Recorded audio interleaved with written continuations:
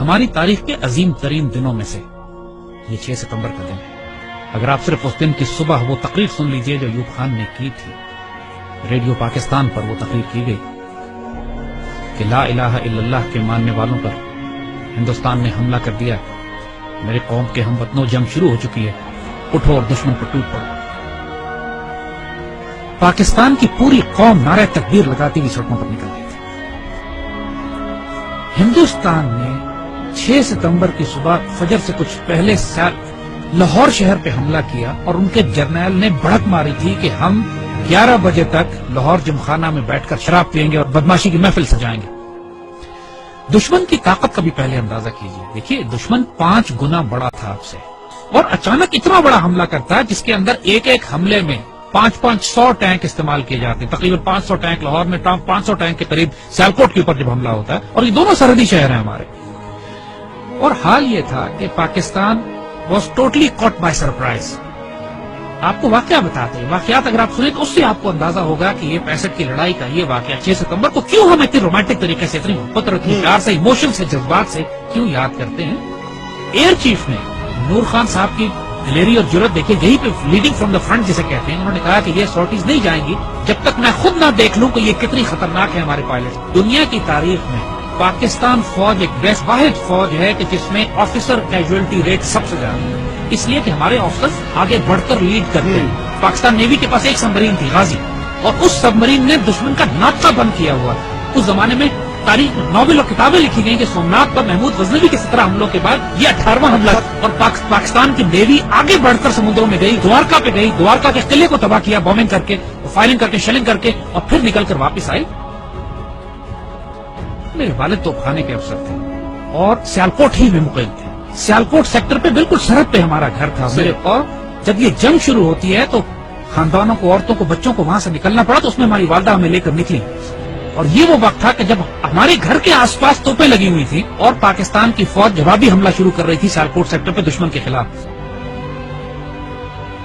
ایسے ایسے معجزات دیکھنے کو ملے ہیں۔ میرے والد عینی شاہد ہیں اس بات کے کہ ایک سیکٹر پر ہماری توپوں کی مدد کی ضرورت پڑی، ہماری پیادہ فوج کے مورچے تھے جن پر دشمن کے ٹینکوں کا دباؤ بہت شدید تھا، اور ہماری توپوں کی آخری حد سے بھی زیادہ 2-3 کلومیٹر آگے وہ دشمن کے ٹینکوں کے پوزیشنز تھی، اور جب مدد مانگی گئی تو حساب لگایا گیا کہ ہماری توپوں کے گولے دشمن تک نہیں پہنچ سکتے، اور صورتحال یہ تھی کہ اگر اس وقت مدد نہ دی جاتی اپنی فرنٹ لائن کو تو سیالکوٹ شہر کا ایک پورا سیٹ دشمن قبضہ کر لیتا۔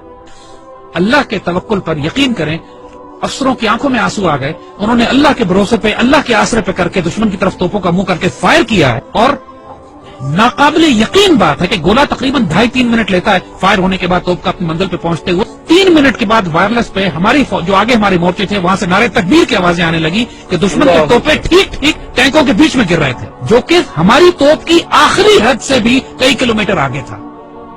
نہ اس سے پہلے کبھی توپ نے اتنا دور فائر کیا، نہ اس کے بعد کبھی اتنا دور فائر کیا۔ اس موقع پر جب ضرورت تھی تو اللہ کی طرف سے تائید آئی۔ ہزاروں واقعات ایسے ہیں، یہ باتیں بزرگوں نے کتابوں میں بھی لکھی ہیں۔ آپ ممتاز مفتی کی کتابیں اٹھا کے دیکھ لیجئے، الگ نگری دیکھیے، تلاش دیکھیے، اخبار میں اس زمانے کے تمام واقعات یہ چھپے ہیں۔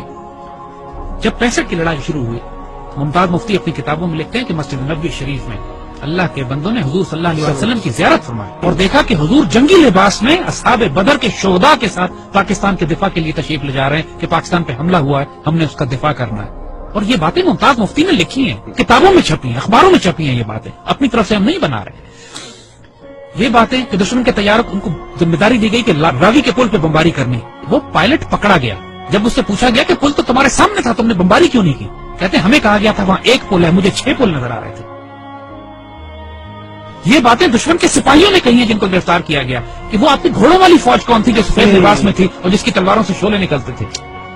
یہ دشمن کے پائلٹس نے یہ باتیں کہی ہیں کہ ہم بم گراتے تھے، 35-40 کے قریب بم پنڈی پہ گرے، صرف 5 بم پھٹے، وہ بھی ویرانے میں، باقی بم پھٹے نہیں۔ بزرگ کہتے ہیں کہ فضائے بدر پیدا کرو تو ملائکہ آج بھی مدد کے لیے نازل ہوں گے۔ جنگ بدر پہ ہوا تھا نا ایسا، لیکن اللہ تعالیٰ قرآن میں فرماتا ہے کہ میں نے پھر 1000 ملائکہ نازل کیے، اور یہ بات صرف 1400 سال پہلے پہ محدود نہیں ہے۔ جب بھی مسلمان اللہ رسول کے نام پر کھڑے ہوں گے اس پاک سرزمین کی حفاظت کے لیے تو اللہ کی تائید و نصرت آئے گی۔ 65 سب سے خوبصورت مثال ہے ہمارے لیے۔ ہم ایک واقعہ سناتے ہیں کہ جو ہمارے بچوں نے کسی کتاب میں نہیں پڑھا ہوگا۔ جب لاہور پر حملہ کیا انڈین ڈویژنز نے تو انڈین جرنیل اپنے سپاہیوں کو یہ حوصلہ بڑھانے کے لیے کہہ رہے تھے کہ لاہور اب صرف 3 میل 4 میل دور رہ گیا، بس تمہاری آنکھوں کے سامنے تھوڑا سا آگے بڑھو اور لاہور تمہارے قبضے میں۔ مزاحمت شدید ہو رہی تھی اور پاکستان کے جوانوں نے اپنے آپ کو دشمن کے ٹینکوں کے سامنے ڈال دیا تھا روکنے کے لیے۔ اس کیفیت میں لاہور تقریباً 14 میل دور تھا۔ تو وائرلیس پہ جب ہمارے جوانوں نے، ایک افسر نے یہ سنا کہ دشمن کا جنرل اپنے سپاہیوں سے یہ کہہ رہا ہے کہ صرف 3 یا 4 میل دور لاہور رہ گیا، اور اس وقت لاہور 14 میل تھا۔ اس وقت اس افسر نے، ہمارا وہ زخمی افسر نے اپنے مورچے سے نکلا، سڑک کے کنارے جو کتبہ لگا ہوا تھا جس پر لکھا تھا لاہور 14 میل، اس پر اس کو کھڑا ہے وہاں سے اور اس کو انڈیا کی طرف لے کر گیا ہے آگے، مزید 2 فرلونگ آگے، اور وہاں پر اس نے لگایا ہے اور اپنے خون سے اس پر نقطہ لگا کے 0.2 ایڈ کیا ہے اور لکھا ہے 14.2 بلڈی مائلز۔ 14.2 بلڈی مائلز کا لاہور، دشمن اس کو پار نہیں کر سکا۔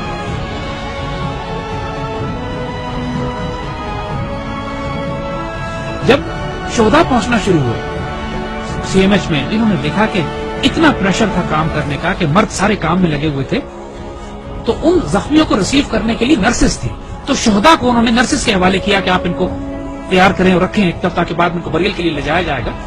تو آنے والے جوانوں نے جب یہ دیکھا کہ بہنیں اور بیٹیاں ان شہداء کو ریسیو کر رہی ہیں تو ان کی آنکھوں میں آنسو آ گئے۔ واپس جا کے اپنی پوری یونٹ میں اعلان کیا کہ وہ شیرو دلیرو سینوں پہ گولیاں کھانا، پیچھے تمہاری بہنیں تمہیں وصول کر رہی ہیں، ایسا نہ ہو کہ تمہاری پشت دیکھیں اور یہ کہیں کہ یہ بغیرت پشت پہ گولی کھا کر آئے۔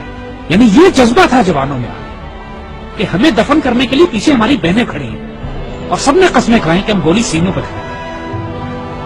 یہ وہ باتیں یونٹوں کے اندر ہوئی، باتیں ٹیکسٹ بکس میں لکھی جاتی ہیں نا، کتابوں میں، یہ وہ باتیں کہ جو فوجیوں کے سینوں میں دفن ہیں۔